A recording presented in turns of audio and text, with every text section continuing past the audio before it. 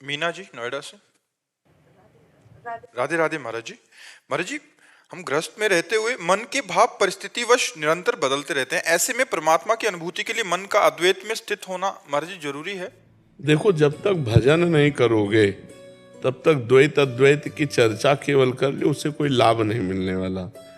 जब तक मकान की नींव नहीं सही बनती ना, तब तक वो मकान कमजोर रहता है। नींव है भजन।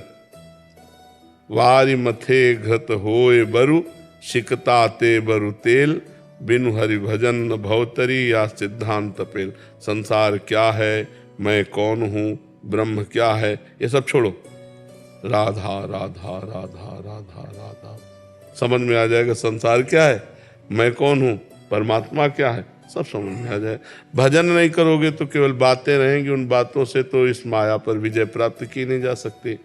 बातन प्रीति न होए सखीरी, प्रीति तो भजन करने से होगी, ज्ञान तो भजन करने से होगा। तो हमें लगता है अपने आचरण पवित्र किए जाए और खूब नाम जप किया जाए और सत्संग सुना जाए, इसी से सब हो जाएगा। किसका है? हाँ, खूब नाम जप किया जाए, सत्संग सुना जाए और अपने कोई कर्म ना बिगड़ने पावे, इसी से सब ज्ञान हो जाएगा। नहीं तो सब में भगवान विराजमान है, ये आखिरी बात समझना है। यहाँ भी और यहाँ भी, अंतर में भी और बाहर में भी एक ही परमात्मा है।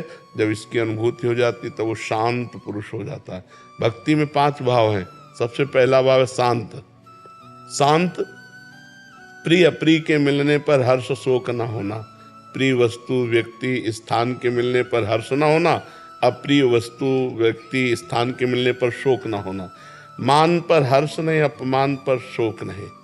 लाभ हानि, सुख दुख, निंदा स्तुति, इनमें शांत रहना, ये भक्ति का पहला भाव है। शांत भाव, बोलो कितना कठिन भाव है। पहले भाव कितना कठिन, शांत रहना। प्रिय अप्रिय की, मान अपमान की, सुख दुख की वृत्तियों में, इसीलिए हम कहते हैं भजन करो।